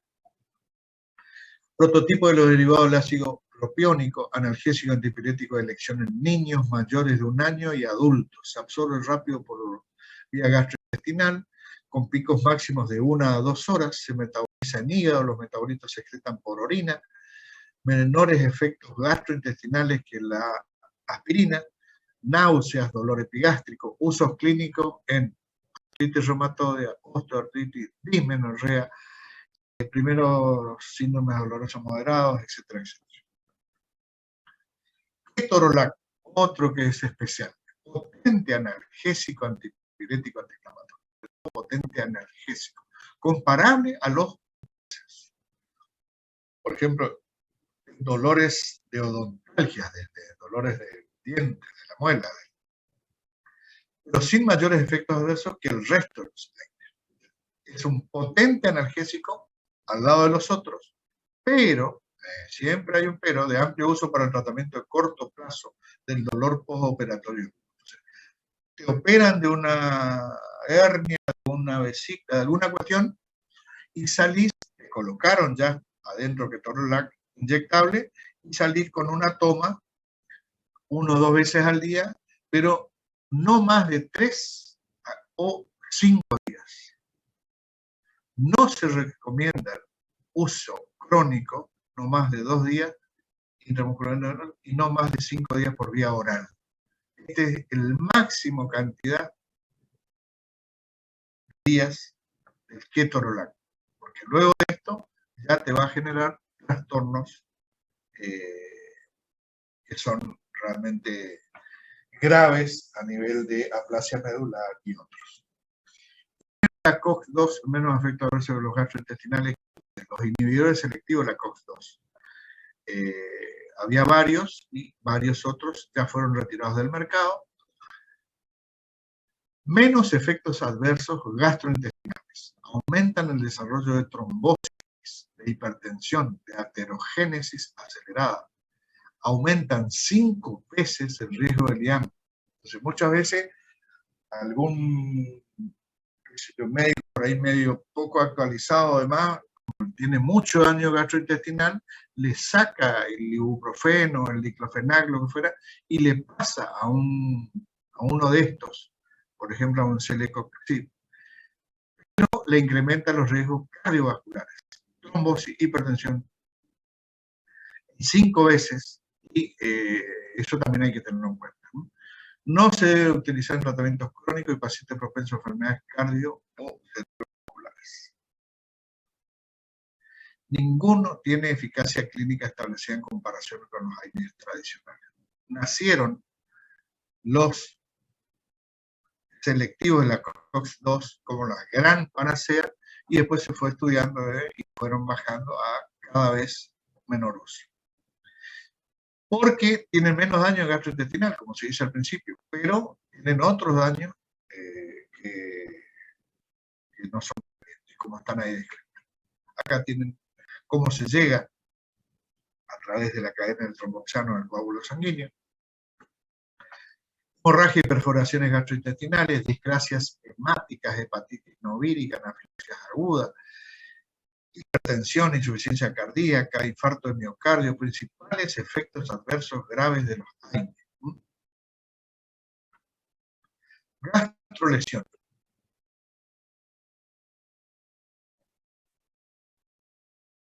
Este es el esquema del AINE en el estómago y en el intestino. La lesión epitelial, que lleva efectos directos, ahí lo tienen en la cascada, efectos por inhibición de la COX, mayor secreción de ácido, menor secreción de moco, que es el protector, disminución del flujo sanguíneo mucoso, proliferación epitelial. Esto lleva a una lesión microvascular. Todo esto se da con síntomas. La sintomatología está acá. Dispepsia, meteorismo, sangrado, melena, etc. Ahí está toda la cadena química. Mayor presión de moléculas de adhesión, adherencia de neutrófilos disminuida, éstasis sanguínea, isquemia microvascular, liberación de radicales libres, liberación de proteasas.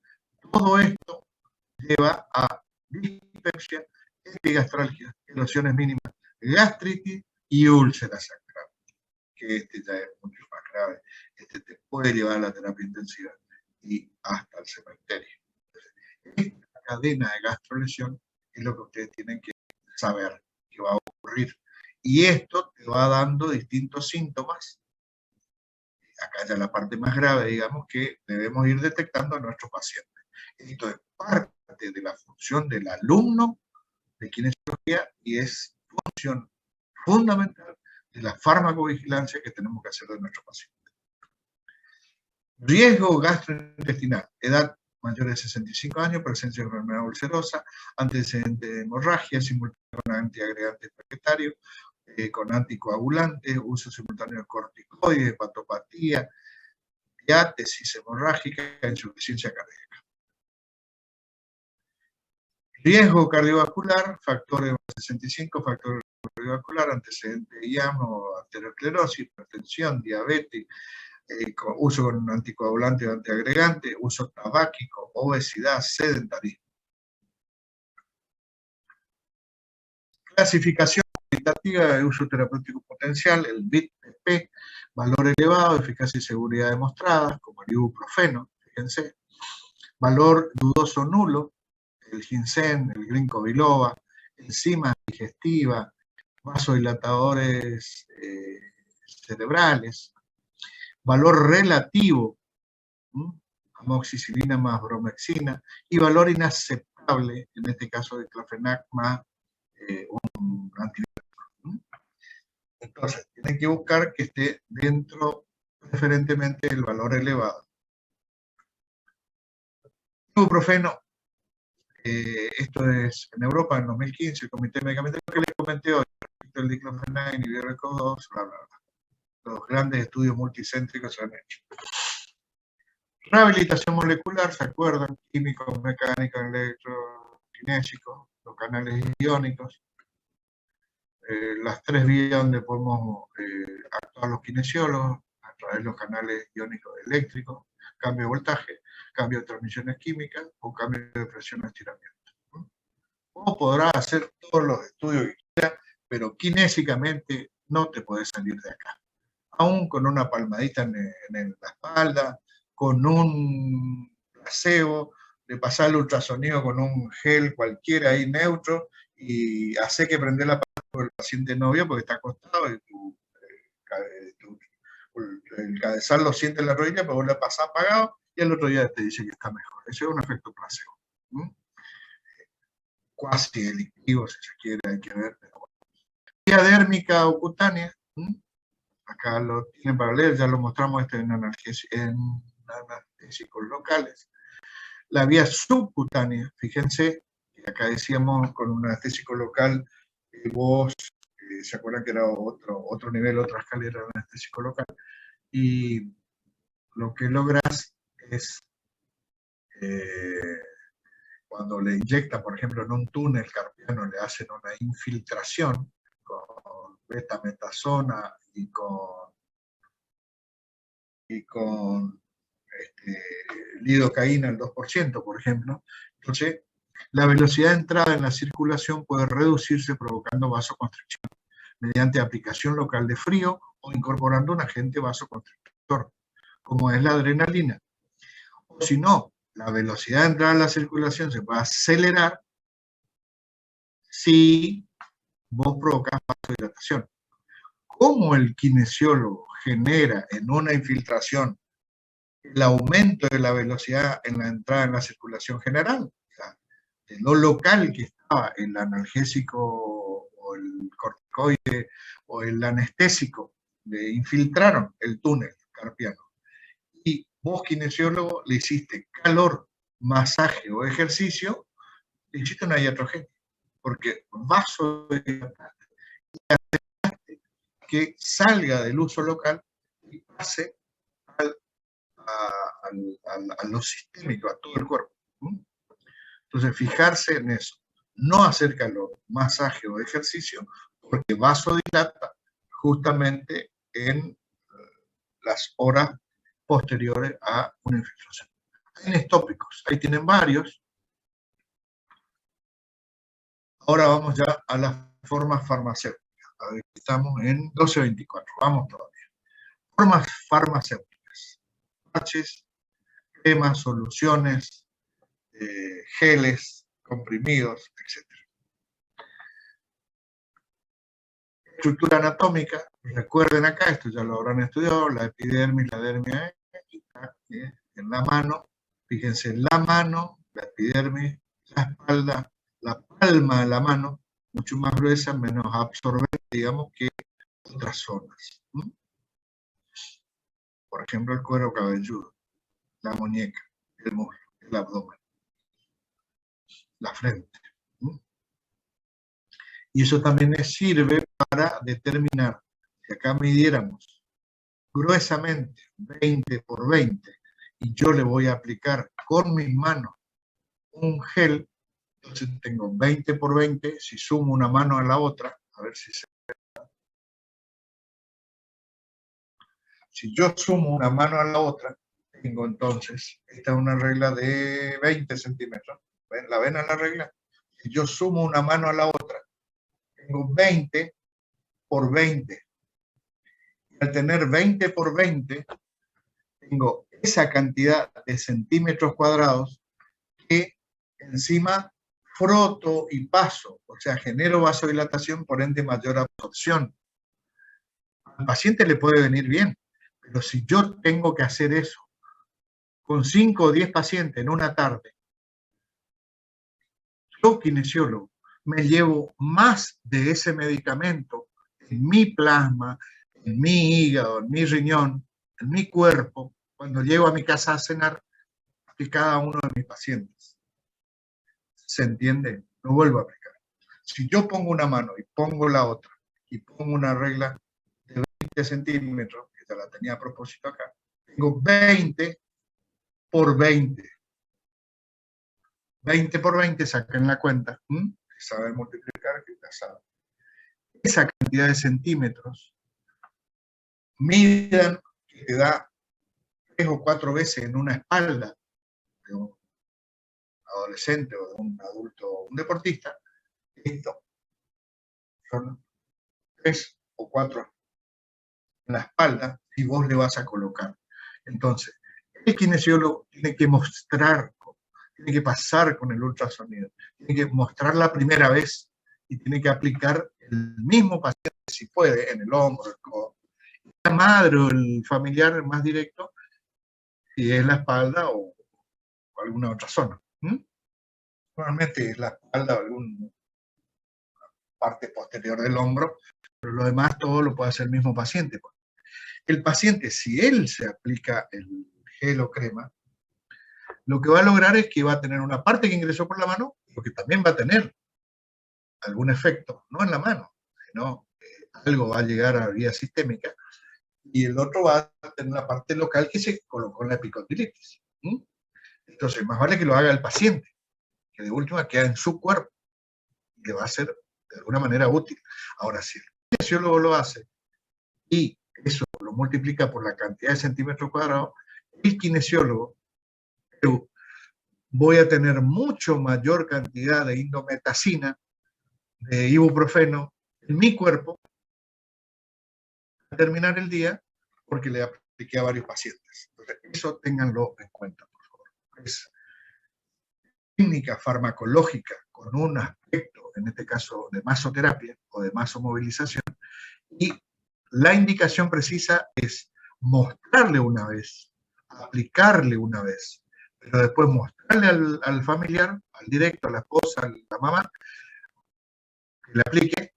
Si no, lo ideal es que se aplique el propio paciente. No siempre puede, pero si pudiera.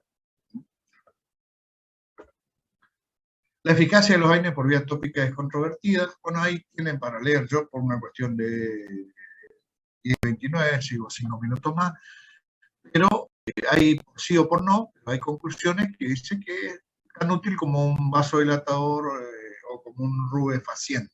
O sea, rubefacientes son todos aquellos medicamentos que provocan enrojecimiento. Vía administración de fármacos, vía tópica en kinesiología, AINES tópicos. Bueno, acá tienen un boletín, ahí donde se puede leer algo, pero hay mucha información nueva. AINES son prescritos comparados recetas para diversas condiciones articulares y musculoesqueléticas. Algunos ensayos clínicos han demostrado que pueden ser efectivos como placebo, más efectivos que el placebo. La calidad de evidencia es pobre, marcada respecto al placebo. Las evidencias son insuficientes para realizar un ranking de eficacia en los diferentes casos. Esto es donde se están alineando. Ahora hay mucho mayor cantidad de kinesiólogos que investigan, y se está investigando más en fármacos a través de sonoforesis, con ultrasonido, a través de electroporación, a través de la colocación con mano, y antes. Entonces, y hay mejores marcadores que hacen el seguimiento del medicamento una vez que ingresó al cuerpo. Por eso también. Lo que sí se sabe es, por ejemplo, que la crema, el gel, son más caros que la toma digestiva. Lo que sí se sabe también es que el AINE por vía local tiene mucho menos riesgo que las RAM sistémicas. Daño gastrointestinal principal, daño cardiovascular, daño renal, daño hepático y demás que habíamos nombrado, que son la mayor cantidad de medicamentos en toneladas que se venden en el mundo son los AINE, y son de los grupos que mayor cantidad de efectos adversos. ¿Cuáles son los efectos adversos? Los describimos, dimos el mecanismo de lesión y vimos gastrointestinales, GI, cardiovasculares y renales y hepáticos. Entonces, por vía de local, de una aplicación tópica, sea del propio paciente, sea de la mamá, sea del kinesiólogo, con mano, con aparato, con lo que fuera, sea oclusivo, que después lo tapa, sea la forma que sea, tiene mucho menor daño gastrointestinal. Esto hay que tenerlo en cuenta en los pacientes que ya tienen gastrolesión o están tomando agregantes plaquetarios, y el costo que ya dije. AINES tópicos, ahí tienen otro trabajito. Pacientes en riesgo de AINES orales, se puede usar robefacientes, son más baratos que los AINES tópicos.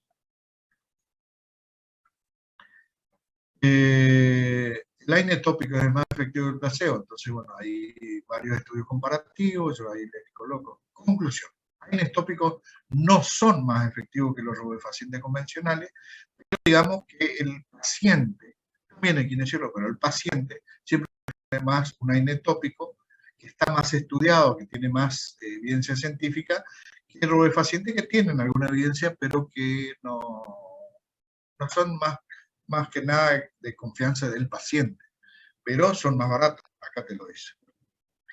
El AINES se habían utilizado dosis eficaces, espere que es chico ahí, más bajas y durante el menor tiempo posible, teniendo en cuenta los factores de riesgo cardiovascular y gastrointestinal del paciente. Los esteroides y los no esteroides antiinflamatorios, los corticoides y los no corticoides, tienen que ser usados en la menor dosis posible, el menor tiempo posible, por los efectos adversos. Lo más importante: mecanismo de acción, cinética de la droga, vía de administración, metabolización, distribución, excreción, efectos adversos más frecuentes, peligrosos, característicos, indicaciones de uso y contraindicaciones, jerarquizar, vos, alumno de kinesiología, de fármaco de kinesio, jerarquizar, ordenar, esquematizar, relacionar la información, buscando los RAM, las interacciones medicamentosas. ¿Creen ustedes que se puede interactuar entre la farmacología y la terapéutica kinésica? Les he dado varios ejemplos. Piénsenlo, repásenlo, después ya les mando todo el material. Y descríbanse de qué forma ustedes perciben que se puede actuar entre la clínica del paciente, la terapéutica kinésica, la sintomatología, la fisiopatología, la farmacología, en este caso con AINE. Busquen de qué forma interactuamos. Electroterapia, todo largo listo, esto hay una clase ya prevista que se debería haber dado, no pudimos por el tema de los jueves, la vamos a dar en los seminarios. Clasificación de la aplicación de medicamentos a través de ionto, medidas de bioseguridad, parches, recargables y no, distintas corrientes. Esto también ya lo vamos a ver en el seminario, cómo transforma el kinesiólogo el acetato en carbonato de calcio que se ha absorbido en las calcificaciones. Todo esto ya va a ser explicado. Cuando el kinesiólogo debe inflamar, en Plaja, el libro que les paso ahora con este material, en ese libro busquen cuando, lo explica bien, cuando el kinesiólogo debe inflamar, reinflamar, reagudizar la inflamación. Vamos a ver esto: cicatriz y calcificaciones, la transformación a través del ácido acético, que no es exactamente el vinagre que le pone a la ensalada, cómo transformar el acetato de calcio en gluconato lactato para que sea fácilmente reabsorbido. Y esta es la famosa esquema de Laporte, donde ponemos estrategias terapéuticas, farmacológicas y no farmacológicas. Y ahí estudiamos la eficacia, que es la evidencia científica que tenga, la seguridad, que son los efectos indeseables, separarle de moderados y graves, y la conveniencia respecto de su farmacocinética, de sus interacciones medicamentosas y de sus contraindicaciones o toxicidad. y el costo. ¿Ven? Están todos al mismo nivel. En esa estrategia terapéutica que vos le vas a armar, tenés que quemar el aporte, porque ahí te va a hablar de lo farmacológico y no farmacológico, de la eficacia, de la seguridad, de la conveniencia farmacocinética, interacciones con indicaciones y del costo. Por ejemplo, que el ibuprofeno vía oral es más barato que el ibuprofeno vía local, pero tiene menos daño lesional. Y acá lo tienen un ejemplo puesto en un tratamiento kinésico manual. O sea, que haga el tratamiento con tu paciente, te planteaste tu estrategia terapéutica no farmacológica, farmacológica, sí o no farmacológica, farmacológica pura como el ibuprofeno. Sabes que tiene un nivel de máximo 90, 95%, 94% a nivel de saturación de presencia en plasma, y entonces a las 2 horas, lo que dice la evidencia científica, va a tener mayor chance de pasar intraarticularmente. El ibuprofeno por vía de comprimido es más barato, si vamos al costo. Entonces, el paciente ya le indicó su traumatólogo, antes de llegar al kinesiólogo, que tome el ibuprofeno. Es la primera medida. Eso y la radiografía, por ejemplo, en un dolor de rodilla. Entonces él ya viene. Vos le decís, en la primera sesión, que cuando venga la segunda, ya tome en su casa el ibuprofeno, por vía oral. ¿Okay? Entonces cuando te llega acá y vos le haces 1 hora de magneto, media hora de onda corta, ultrasonido, gimnasio, cuando pase al gimnasio, tal vez previo o junto con pasar a la rehabilitación de ejercicios, oscilaciones, electrogimnasia, tracción, cualquiera de estos elementos de kinesiterapia que va a hacer en el gimnasio, y la parte manual de movilización, ejercicio antigravitacional, lo que fuera. Entonces, la parte manual y de gimnasio la tiene que hacer cuando vos te asegures que ya tiene hace 2 horas tomado su comprimido. Entonces, llega el paciente a tu consultorio: hola Juancito, ¿cómo le va? ¿Qué tal? ¿Cómo anda? ¿Tomaste el ibuprofeno? ¿Tomaste tu pastilla? ¡Ay, me olvidé! Entonces ya va, le da un vaso de agua, toma su pastilla, le hace 2 horas de tratamiento, y desde las 2 horas que vos te asegurás que el nivel plasmático va a ser el máximo, y ahí es que la evidencia científica te dice que empieza a pasar el antiinflamatorio a nivel intraarticular, por eso es que vos esperas el nivel plasmático en las 2 horas, va creciendo, va creciendo, va creciendo, hasta que a las 2 horas, plenamente, al estar plenamente la impactación plasmática del ibuprofeno, va a poder traspasar a nivel intraarticular. Y ahí vos, kinesiólogo, le vas a aplicar tus tratamientos kinesiterápicos manuales y tu trabajo en gimnasio. Y esto, mi otro nieto ahora ya está más crecido, pero fíjense, la dipirona, Novalgina, nombre comercial común que está en muchas farmacias, y que tiene solamente cuando el individuo en situación de enfermedad y de fiebre no controlada hace que tengan que tomar antibióticos, otros febriles, por una afección, en este caso en el oído. Entonces, esta es la sala de medicamentos que se encuentra este chico por una virosis, por una infección, por lo que fuera, y termina con este estado de más, y vos lo tenés que tratar. Entonces, si no controlar la fiebre, sí, pero es la única, y recuerden que algunos países no lo tienen. La bibliografía,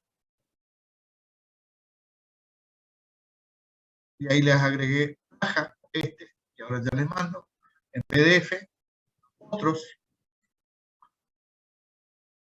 el campus, la guía de la buena prescripción, que la tienen actualizada, la bajan, el agradecimiento a mis maestros. En farmacología, Tomás Caputo, que ahora vive en la zona de Mar del Plata, por ahí se retiró de la kinesiología, según me dijeron. Gran maestro del oncológico municipal de Capital Federal. Anselmo Taboada, el primero que escuché de farmacología, en sus últimos años daba curso de farmacología kinésica, 2 kinesiólogos, esta a la vez era bioquímico, un gran kinesiólogo. Meller, nuestro fundador de la carrera de kinesiología, y que le dimos el primer premio